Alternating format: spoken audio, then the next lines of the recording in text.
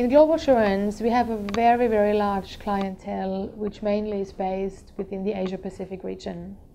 We understand that the majority of the expatriates coming out of Europe or coming out of the Americas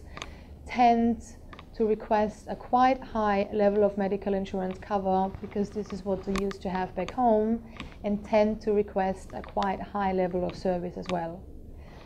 In the last years, in a lot of countries, domestic medical insurance policies have been created which cover you in the country of residence only. The limitations of those domestic policies are very much in line with the government healthcare facility that is available.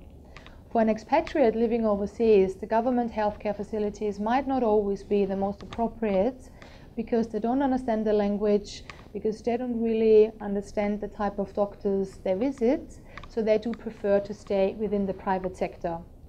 Knowingly, the private sector in healthcare became more competitive but also more expensive in the last years,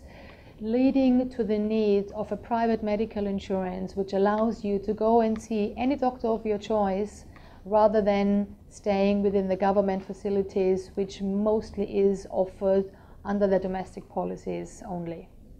If you would like to get more information and maybe compare the domestic policies and international policies available in your country of residence, please do get in touch with us anytime.